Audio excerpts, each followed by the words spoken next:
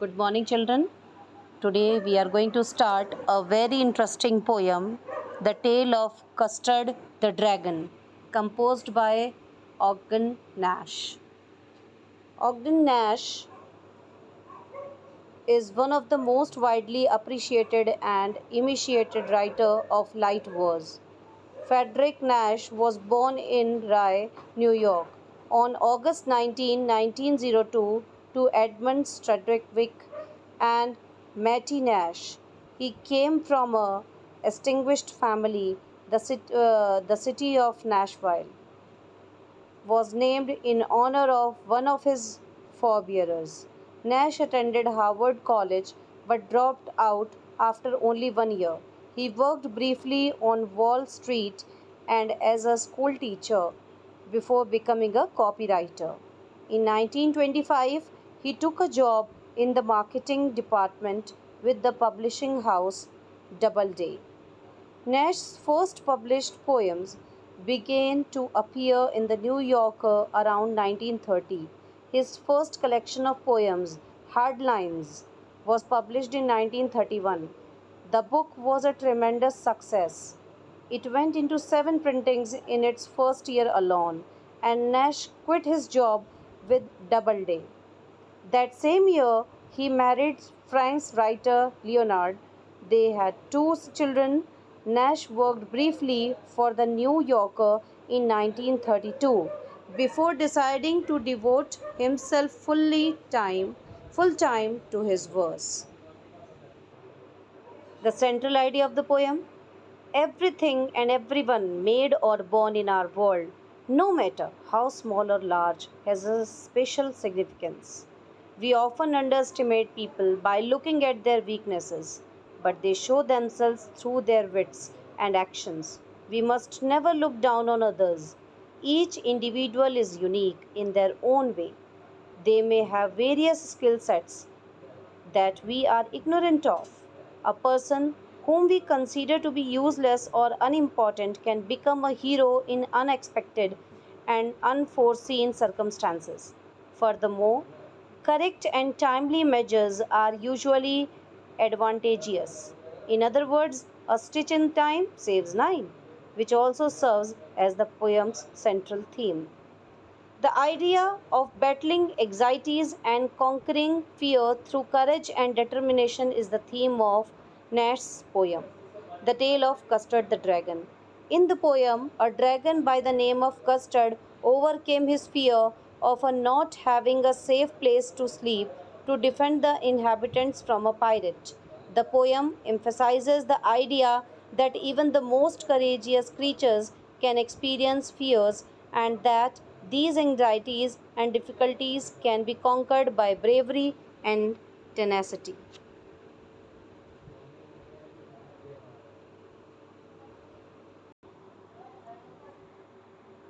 Now, summary of the poem, The Tale of Custard the Dragon. Nash has composed a poem about a little girl, Belinda, who owns many pets, namely a black kitten named Ink, grey mouse named Blink, yellow dog named Mustard, and a coward dragon named Custard. The poet has described every character to be brave except the dragon, who is a coward, but the whole situation changes when a pirate attacks Belinda's house. No one else had the guts to face him. It was the dragon that killed the pirate. All the characters are happy because they are saved by the dragon, but quickly change their thoughts and describe themselves to be more powerful had the situation not been so confusing for all of them. Now, the explanation. Belinda lived in a little white house with a little black kitten and a little grey mouse and a little yellow dog and a little red wagon and a really truly little pet dragon. Now the meanings of difficult words. Wagon. Wagon means a vehicle used for transporting goods or another specified purpose. Now the explanation. The poet says that once upon a time there was a little girl named Belinda. She used to live in a little white house. She lived with some small creatures who were her pets. They were a black kitten, a grey mouse, a yellow dog, a little red wagon, and a creature that the poet says was really truly a dragon. Now the second stanza. First of all, please, I forgot to tell you the literary devices. So please write them. The rhyme scheme of the stanza is AABB. House, mouse, wagon, dragon. Now, first literary device that has been used in the stanza is repetition. The word little has been used. Now, next figure of speech is oxymoron. I repeat, oxymoron. OXYMORON.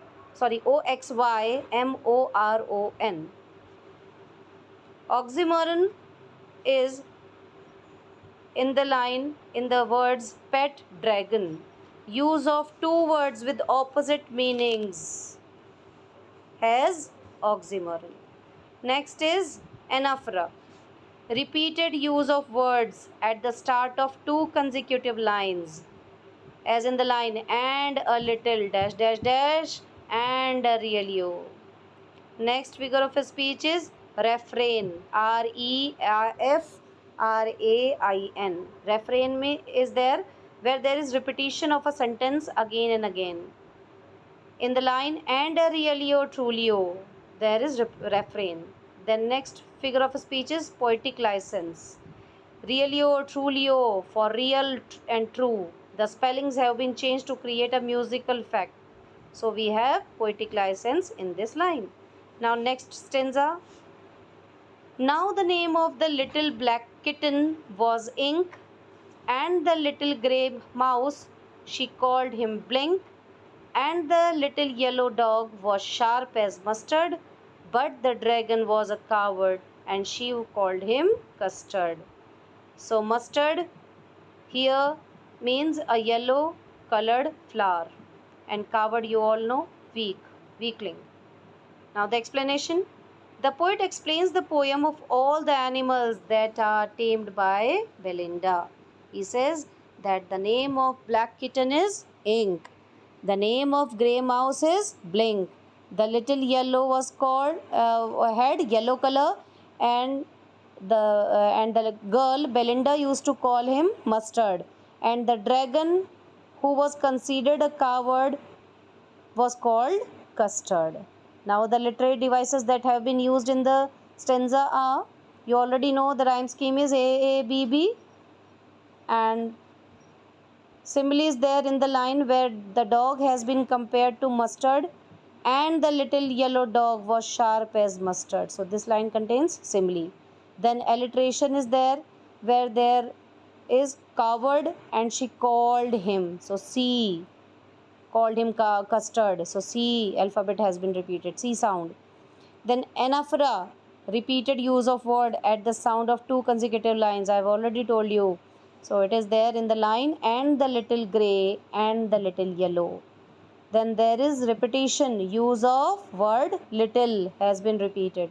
Now third stanza. Custard the dragon had big sharp teeth and spikes on top of him and scales underneath, mouth like a fireplace, chimney for a nose, and really or truly daggers on his toes. Spikes means thin pointed surface. I repeat, spikes means thin pointed surface. Scales means thin bony plates protecting the skin of fish and reptiles. Underneath means situated directly below. Fireplace you already might be knowing, an outdoor structure of brick, stone or metal for an open fire. Then dagger means a sharp knife. Now the explanation. The poet describes the dragon that it had big sharp teeth and spikes on top. This means that its skin was pointed on the top. On the lower part, it had scales which were bony plates to protect the skin. His mouth has been compared to a fireplace because it is assumed that dragons can release fire from the mouth. Even his nose is compared to a chimney which is used to pass out smoke. His feet are like a sharp knife, that is a dagger. Now the literary devices. Rhyme scheme is already you already know that. A, teeth, underneath, nose, toes. Then simile is there where dragon's mouth is compared with fireplace. Then refrain is there where there is repetition of a sentence again and again, and a really or truly. Then metaphor where there is indirect comparison. So chimney for a nose, the nose is like a chimney. So this line contains metaphor. Now stanza 4. Belinda was as brave as a barrel full of bears, and ink and blink chased lions down the stairs. Mustard was as brave as a tiger in a rage, but Custard cried for a nice safe cage. So barrel means drum. Barrel means drum. Chased means follow. And rage means anger. Now the explanation. Belinda was as brave as a barrel full of bears means. So now the poet explains the inner strength or the bravery of various characters of the poem. He says that Belinda was as brave as a group of bears, and Ink and Blink were so brave that they could hunt lions. So here he has shown the bravery of the kitten and the little mouse that could hunt even a lion. The dog was very brave, just like an angry tiger. But to contrast to all of them was Custard. Custard the dragon was not brave. He was so afraid of everything that he always demanded a safe cage. Now the literary devices that have been used. Rhyme scheme AABB. Alliteration is there in the line. Belinda was as brave as a barrel full of bears. B sound is repeated. Then there is simile. Belinda's bravery is compared to that of a barrel full of bears, and Mustard's bravery is compared to that of an angry tiger. Then assonance is also there, class. Use of vowel sound a. Belinda was as brave as a barrel full of bears. So this line has assonance also. Now stanza 5. Belinda tickled him. She tickled him unmerciful. Ink, Blink, and Mustard, they rudely called him Percival. They all sat laughing in the little red wagon at the Realio Trulio cowardly dragon. Tickled means stroke. Here it means to tease. Unmerciful means cruel. Cruel. Percival means a knight in King Arthur's court. Now the explanation. Belinda used to stroke the dragon in a very cruel way. Ink, Blink, and Mustard made fun of him. They used to ridicule him by comparing him to a knight named Percival, who was thought to be brave but ran away due to the lack of courage. They used to tease the dragon while sitting in their little red wagon. Now please note down the figures of speech that have been used. Refrain is there, repetition of a sentence again and again, and a really or truly. Then there is repetition, use of the word tickled him as repetition. Then allusion is there, reference to any person or place. Here we have the reference of Percival. Then there is personification. Ink, Blink, and Mustard, they rudely called him Percival. So there is personification. Now stanza 6. Belinda giggled him, giggled till she shook the house, and Blink said weak, which is giggling for a mouse. Ink and Mustard rudely asked his age, when Custard cried for a nice safe cage. Now the meanings of difficult words. Giggled means to laugh. Weak means here it is sound made by the mouse. Explanation. Belinda giggled means the poet says that the Belinda used to laugh so loudly that her voice echoed in the house. Blink, the mouse, used to laugh and make a sound of weak. On the other hand, Ink and Mustard would tease him by asking the dragon his age whenever he used to demand for a nice safe cage. Now literary devices that have been used. Rhyme scheme we already know. A-A-B-B. House has been is rhyming with mouse and rage with cage. Then onomatopoeia. O-N-O-M-A-T-O-P-O-E-I-A. It is found when there is usage of sound words to create a dramatic effect. Giggled, weak. This line has onomatopoeia. Then there is repetition. Custard cried for a nice safe cage. So there is repetition. Now next stanza. Suddenly, they heard a nasty sound, and Mustard growled, and they all looked around.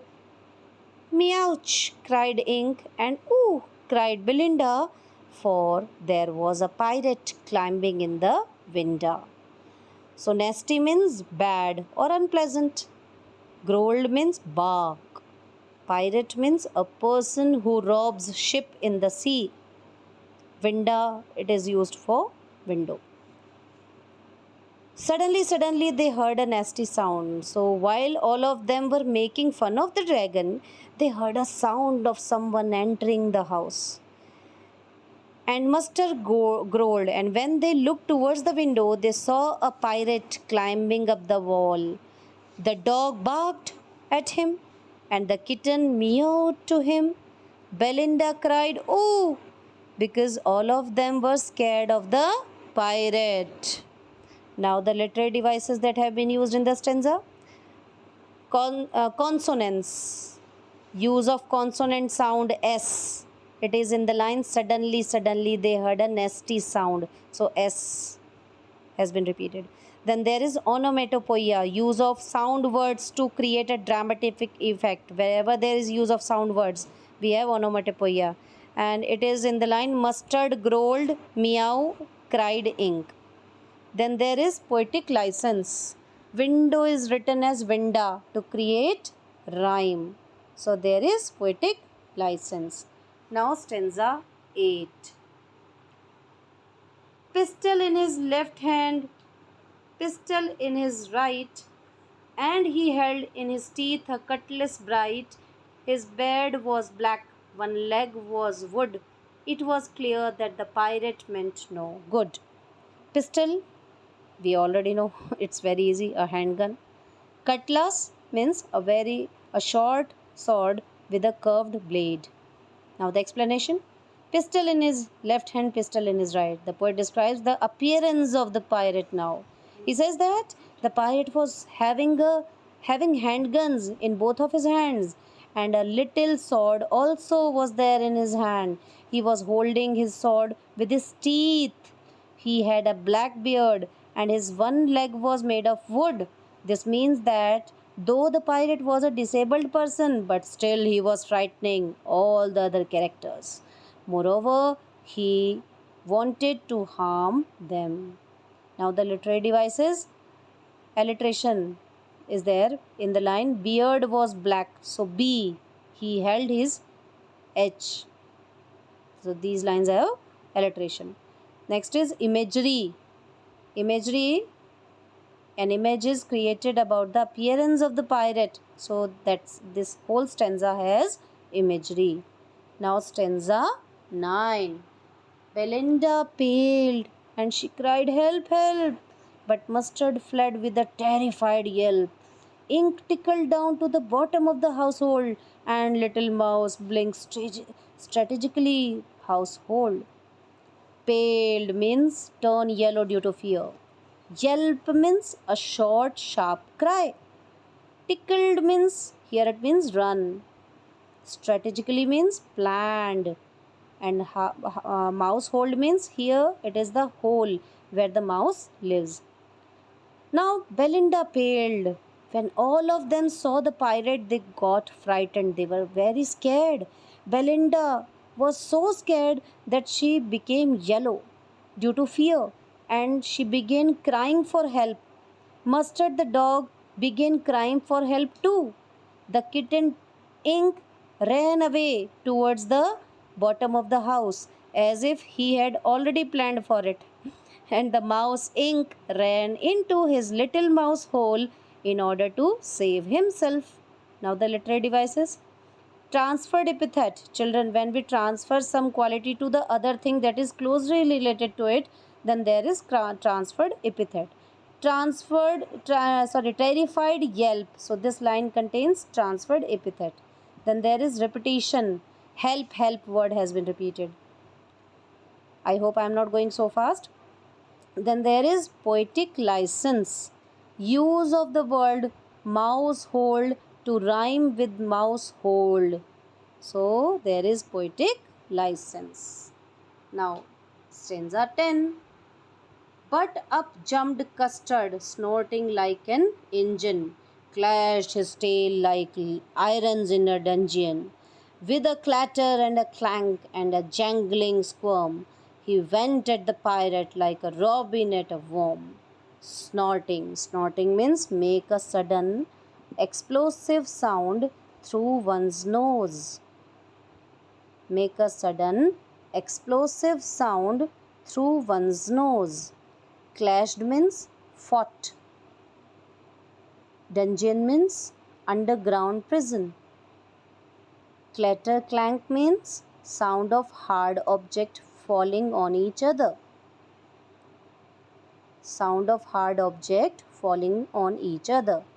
Jangling squirm means sound of hard object falling on each other. Robin means it's a name of a bird. We already know that. Now the explanation. When all the other characters that were earlier defined as very bold, they all got frightened. The dragon did the most unexpected thing. He jumped onto the pirate and made such a strong sound with his nose as if the engine was producing a sound. Not only this, he hit his tail on the ground with great force, great power, that it produced a heavy sound of metal being rubbed against each other in the underground prisons. He attacked the pirate just like Robin Bird that attacks the worms. So children, here figure of rhyme scheme is AABB, and figure of speech is simile. Sound of dragon is compared with the sound of engine. Then clashed his tail like irons in a dungeon. Dragon's attack on pirate is compared to Robin Bird. So all these lines have simile. Now there is onomatopoeia. I have already told you, usage of sound words to create a dramatic effect has onomatopoeia. So in the line clatter, clank, jangling, we have onomatopoeia. Then there is imagery. The attack by the dragon is expressed in a way to make an image in our minds. When we describe this stanza, I hope I have created such an imagery in your mind. In front of your eyes, you might be imagining how the attack was done by the dragon. Now last stanza. The pirate gaped at Belinda's dragon and gulped some grog. Second asked, this is the, I think, fifth last stanza. And gulped some grog from his pocket flagon. He fired 2 bullets, but they didn't hit, and Custard gobbled him every bit. Now gaped means stared with mouth wide open. Gulped means swallow. Grog means a drink. Flagon means a container made of silver in which drink is stored. Gobbled means swallowed hurriedly. Now the explanation of this stanza will be given in the next video. So go for that video and watch that, like and subscribe my channel as well.